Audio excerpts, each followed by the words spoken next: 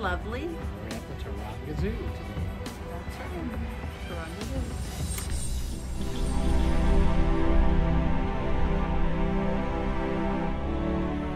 So you're going to come around, you're going to give this guy one at a time, you hold it up, he's going to do all the work with his long tongue, alright? And they'll set you up for a nice photo at the end. Just enjoy him. Oh my goodness. That's the boy, right? He's a big boy, yeah. You give yours, mate, and then I'll give you another one. Here, Jim. Got one for you, Jim. There you go. So guys, we'll do a photo. Yeah, that's all. Now enjoy it, guys, we got your photo. So you just That's enjoy awesome. And then do we do No, the other no, ones? he's the only one that gets He's to the go, only you one. guys, Okay. yeah. These are for us? No, you can have them if you want. No, you can back to him. Oh, we can do it there. Do you want carrots? Do you want carrots? Yeah, that's all. Good work.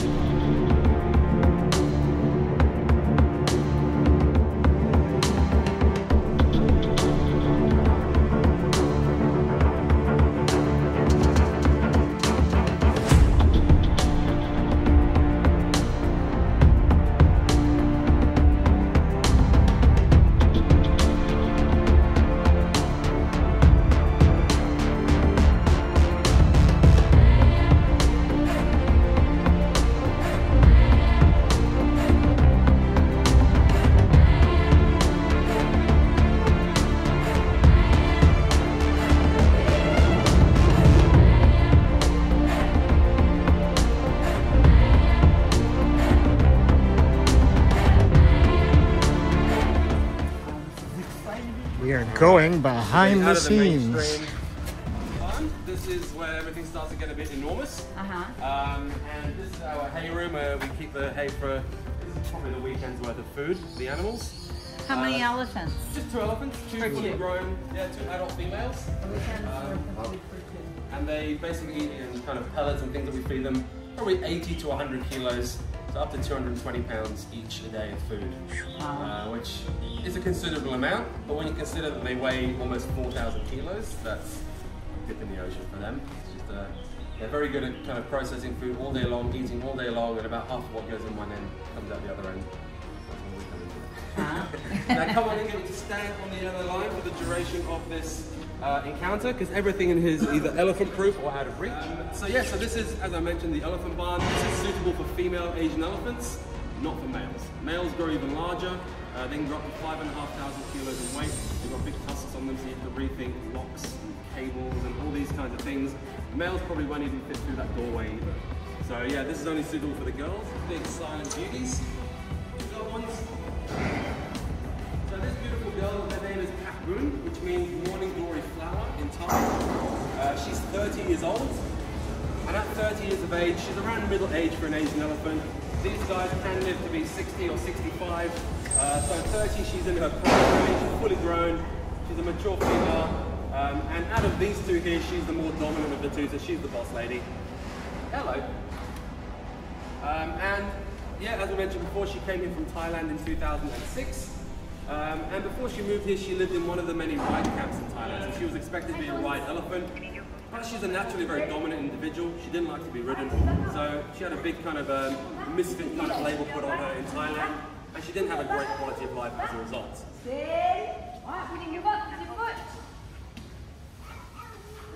Good girl. Now, Lex and Boon are going to show you some of the cool behaviours that we train the elephants to basically work them out. We are their physical trainers, we are their mental kind of trainers as well. We like to give them a good physical and mental workout every day. As well as training them all the day-to-day care behaviours or the husbandry behaviours that's essential for looking after them. We also like to throw in some fun behaviours, kicking, catching, stacking, playing with things. And it basically means that we get them engaged in the session, they're listening to us, they're getting rewarded for participating, and overall it's a nice kind of enriching situation for them to be a part of.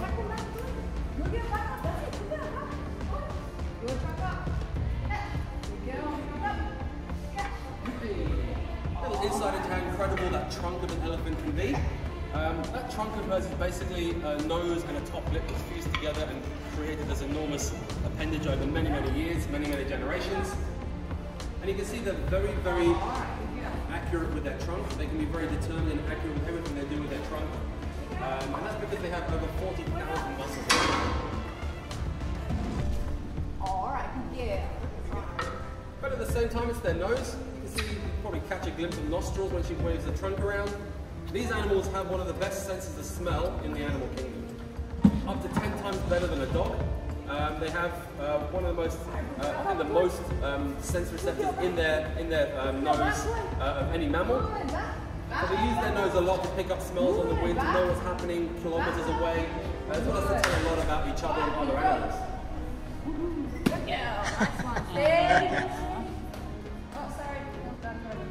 Now, we don't actually go in the same space as our elephants at all, so we work with what's known as protected contact management. So there's always a barrier between us, and that means essentially that everything we do with them is based on their cooperation.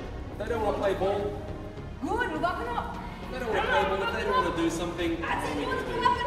She weighs 3,850 kilos. If she doesn't want to do something, that's pretty much game over. She doesn't want to do it.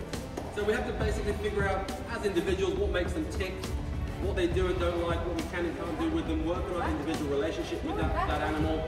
And basically, 99 times out of 100, we get a really cool, cooperative, chilled out animal that's willing to do stuff and get paid for doing it as well.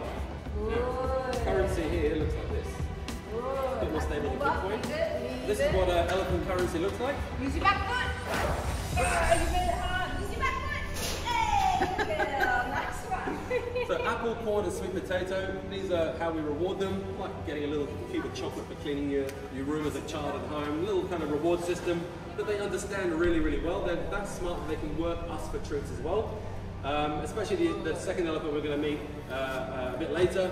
She's the one that's a really smart, wily character. She will literally get the most out of any situation she can because she's smart enough to figure out how to do that. Back up. Pat Boone here is very food motivated, but she's a bit of a kind of a single-minded klutz, and she'll basically just give you everything back in one go, get one treat for it, and be stoked with that. Now, this is the opportunity where you guys get to come... This is the opportunity when you guys get to come up and see what she feels like and meet her, but I'll show you how to do it safely, so I need everyone's attention for this moment. Feel the hair on her as well. Just leaning into you, not too far forward, just in case she whips her trunk around to smell you. That's perfect. She's a good girl. And all that hair that you're feeling all over her body shows you that she... There you go. She's actually most recently related from woolly mammoths than from actual African elephants. Oh, she's such a good girl. So these animals aren't as similar to their only living relatives as you might think. And they're basically... I think so. If she didn't like you, she's scrubbed, yeah.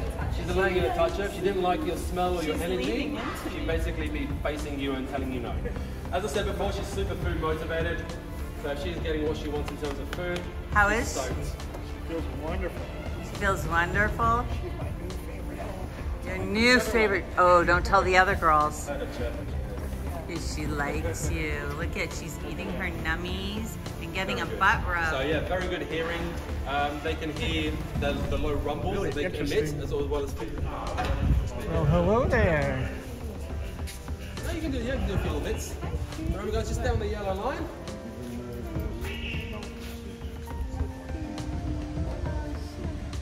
Yes. Ah, she's a bigger girl, huh?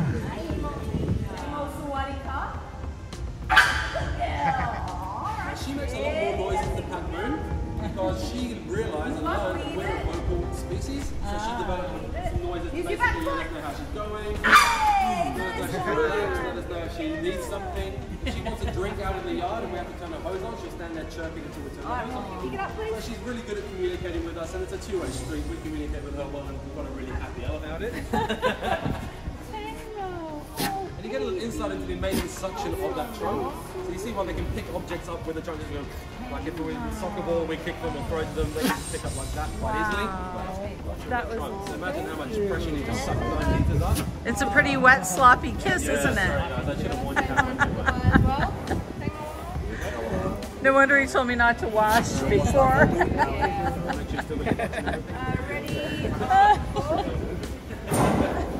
They're very quiet and they creep around the place. They're very stealthy and they don't want to be found unless they make a noise. If they want to you to know that they're there, they'll make themselves known. And in the wild, this is where a lot of people get into some strife sometimes with Asian elephants. You go through the jungle on a walk or on a trek, there's an elephant on the other side of a bush to you and you don't know it. and then you get too close to their comfort and they either run away or they charge. So that's where people can get into trouble with elephants in the wild, especially young bulls.